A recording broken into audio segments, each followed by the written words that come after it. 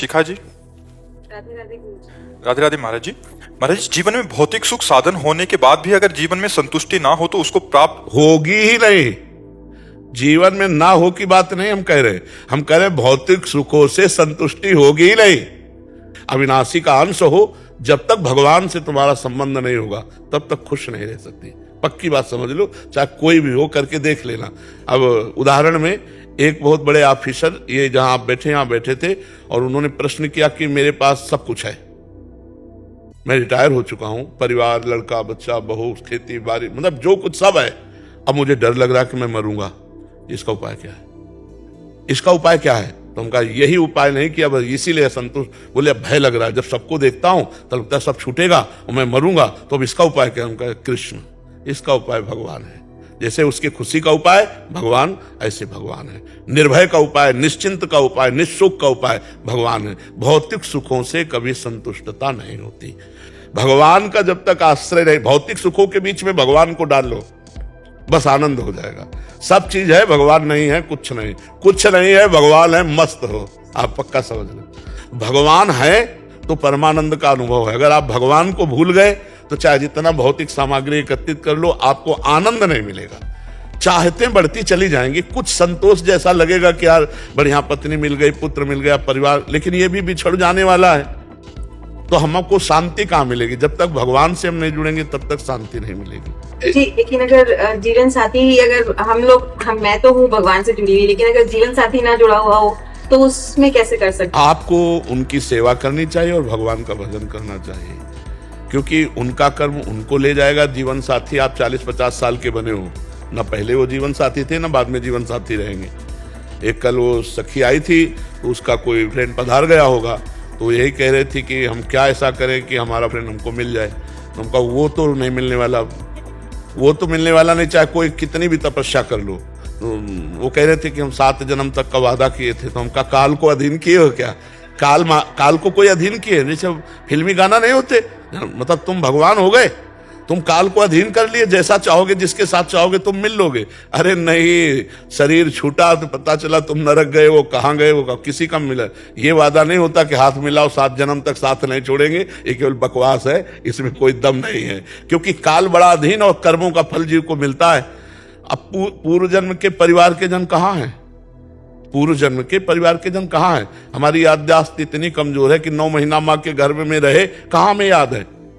अगर जल्दी से पूछे कि परसों कल दोपहर में क्या पाया, तो आपको सोचना पड़ेगा परसों के लिए, तो पूर्व जन्म की बात कैसे याद आ जाएगी? तो ऐसे ही परिवार था, पूर्व जन्म में भी हम छोड़ के आ गए, ऐसे ही इस जन्म का परिवार छोड़ के चले जाओगे। न तुम उनकी स्मृति में आओगे, न वो तुम्हारी स्मृति में आएंगे। ये रूप कभी मिलेगा नहीं, त्रिभुवन में, त्रिकाल में नहीं मिलेगा। जैसे रूप बन गया, अब कोई लाख उपाय करे कि मैं आपके इस रूप से मिल लूं, तो इस रूप से नहीं मिल पाएगा। इसके अंदर जो बैठा है वो भगवान है। आप भगवान का भजन करो, फिर चाहो तो वो जो रूप चाहेंगे वो धारण कर सकते हैं, लेकिन ये 5 भौतिक रूप अब दोबारा नहीं मिलेगा। जैसे चला गया, तो कुछ लोग ऐसे भाव में बन जाते हैं कि हम पति पत्नी हैं, तो मतलब 2 शरीर 1 प्राण, एक मतलब अब जो, तो ऐसा नहीं, एक मित्रवत भाव है यहाँ का। 40-50 वर्ष का संबंध है, न पहले तुम उसे जानते थे, न बाद में जानोगे, चाहे जितना प्यार कर लो। इसलिए यहाँ के प्यार को ज्यादा महत्व नहीं दिया गया है, भगवान के प्यार को महत्व दिया गया है। तो अगर हमारा जीवन साथी भगवत भजन नहीं करता तो हमें करना चाहिए। अगर 2 में से एक भी भजन कर ले गया तो बात बन जाएगी। ऐसा नहीं कि पति के तपस्या और भजन का आधा फल पत्नी को मिलता है और पत्नी जो भजन करे उसका फल पति को नहीं मिलता, ऐसा नहीं है। ये गलत धारणा बनाई गई। दोनों जीवन साथी हैं, दोनों पाणी ग्रहण किए हुए हैं, और दोनों को जो भजन साधन जो कर्म किया जाता है, दोनों को फल मिलेगा। इसलिए हमें लगता है अगर हमारा साथी भजन नहीं करता, जीवन साथी, तो हमें डट के भजन करना चाहिए और उसको भजन देकर पवित्र करना चाहिए। साथी का तो मतलब तभी हुआ कि भाई हमारे पास धन है, तुम्हारे पास नहीं, तो लो आधा आधा बांट लो, आनंद पूर्वक रहो। तो जीवन साथी है, तो भजन रूपी धन बांट दो, आधा उसको दो और आधा, तो अभी देखो उसकी भी बुद्धि बदलने लगेगी। भजन ना करे तो लड़ना नहीं है, खुद भजन करो और उसके अनुकूल चलो, एक दूसरे के अनुकूल चलो। संदीप वर्मा जी, नोएडा से। श्री हरिवंश। श्री हरिवंश गुरुदेव, आपके चरणों में कोटि कोटि प्रणाम। गुरुदेव, प्रश्न यह है कि अभी तक हम अहम की धरा पर ही चल रहे हैं। हर बात में मैं आ जाता है, चाहे वो संसारिक क्रिया हो, भजन हो, साधन हो। हर बात में अहम रहता है कि जो कुछ हो रहा है वो मैं ही कर रहा हूँ। प्राय ये सत्य नहीं है। इस कारण हम दृष्टा भाव रख ही नहीं पाते। इस कारण हमें भगवत प्राप्ति का मार्ग भी दुर्गम प्रतीत होता है। गुरुदेव कृपा कर मार्गदर्शन कीजिए कि मैं का त्याग देखो, जब तक हम महापुरुषों का सेवन नहीं करते, उनके बताए हुए मार्ग पर नहीं चलते, तब तक अहंकार नष्ट नहीं होता। नहीं तो अभी भाषा बदल जाएगी कि गुरु कृपा से नाम जप होता है, गुरु कृपा से व्यापार होता है, गुरु कृपा से, श्री जी की कृपा से, भगवत कृपा से। तो ये अंदर आपके बात आने लगेगी तो अहंकार नष्ट हो जाएगा। और हो सब कृपा से ही रहा है। आप राधा बोलोगे तो किशोरी जी की कृपा से बोल पाओगे। आप वृंदावन आए हो, किशोरी जी की कृपा। जिनको वृंदा विपिन है, कृपाति नहीं की हो। आप जो कुछ कर पा रहे हो भगवत प्रदत्त बुद्धि से कर पा रहे हो, भगवत प्रदत्त शरीर बल से कर पा रहे हो। ये तुम्हारा है क्या? सोचो, तुमने रचा है क्या ये? तो अहंकार किस बात का? बुद्धि तुम्हारी भगवान ने रची, शरीर तुम्हारे भगवान ने रचा, सृष्टि भगवान ने रची, सृष्टि का कार्य भगवान ने दिया। तो अहंकार क्यों करते हो? इसको तो मूढ़ता ही कहते हैं। अहंकार विमूढ़ आत्मा करता हमिति मन्यते, मैं करता हूं ऐसा मानना ये मूर्खता है, मूढ़ता है। आपका कोई अस्तित्व नहीं भगवान के सिवा।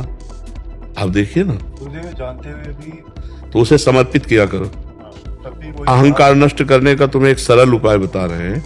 जो भी कर्म करो उसको समर्पित कर दो। प्रति घंटे का नियम बना लो कि जैसे 7 से 8, 8 से 9, तो हर एक घंटे में हे सच्चिदानंद प्रभु, हे राधा वल्लभ लाल, ये 1 घंटे का कर्म जो आपकी कृपा से, आपके बल से हुआ, वो आपको समर्पित है। चाहे वो भजन हो, चाहे वो व्यापार हो, चाहे वो सांसारिक कार्य हो। ठीक है, आप देखना इससे लाभ मिलेगा। कर्म समर्पण करोगे तो अहंकार गलित होता जाएगा। जैसे जैसे अहंकार गलित होता जाएगा वैसे वैसे भगवदानंद, भगवत ज्ञान, भगवत भक्ति बढ़ेगी। नहीं तो सब नाटक बना रहता है जब तक अहंकार रहता है। भक्ति महारानी बहुत सुकोमल चरण वाली है, तो निर्मल हृदय में पधारती हैं। प्रेम लक्षणा भक्ति जो है ना, जहाँ बड़े बड़े कांटे पड़े हो तो कौन आएगा? ये बहुत कांटे हैं अहंकार रूपी। विद्या रूप महत्व कुल, धन यौवन अभिमान, षटकंटक देखे जहां, राहे न भक्ति निदान, राहे न भक्ति निदान। स्वांग सब नगर नारी के, विषय न हाथ बिकाए, नहीं रिजवन भरतारी के। भगवत ऋषि जी कहते, जहाँ विद्या का अहंकार, रूप का अहंकार, महत्व प्रतिष्ठा का अहंकार, कुल का अहंकार, धन का अहंकार, रूप यौवन तन का अहंकार, ये बड़े बड़े कांटे हैं। भक्ति महारानी कैसे हृदय में आवे जब तक अहंकार रहता है? तो जिसके अहंकार रहता है वो स्वांग करता है, हरि को नहीं रिझा सकता। वो नाटक होगा, भक्ति नहीं होगी। क्योंकि भक्ति में तो लगता है कि भगवान की कृपा से हो रहा, गलती हुई तो हमसे, और सच्चे साधन बने तो भगवान की कृपा से। गुण तुम्हार समुझे निज दोषा, जे सब भांति तुम्हार भरोसा। सब प्रकार से भगवान के अधीन है। कोई गलती हो गई तो नाथ हमारी गलती, और अच्छे कर्म हो गए तो आपकी कृपा। इस भाव से जब चला जाता है तब भक्ति पुष्ट होती है। गुण तुम्हार समझे निज दोषा, जे सब भांति तुम्हारी भरोसा। तो मुझे तो ऐसा लगता ही नहीं कि हम अहंकार करें। हम कुछ कर ही नहीं पा रहे हैं, हमसे करवाया जा रहा है। अगर भगवान को न मानो तो त्रिगुण माया को, माया जबरदस्ती बलात् वही करा रही जो उसके आ रहा है, चक्कर में जो आ गया। और यहाँ अगर हम भक्ति मानते हैं तो भगवान की कृपा बलात् हमसे करा रहे हैं। भजन, साधन, वृंदावन आना, सत्संग सुनना, ये सब कृपा से हो रहा है, आपके अहंकार से थोड़ी हो रहा है। अब मुझ भा भरोस हनुमंता, बिनु हरि कृपा मिले नहीं संता। भगवान की कृपा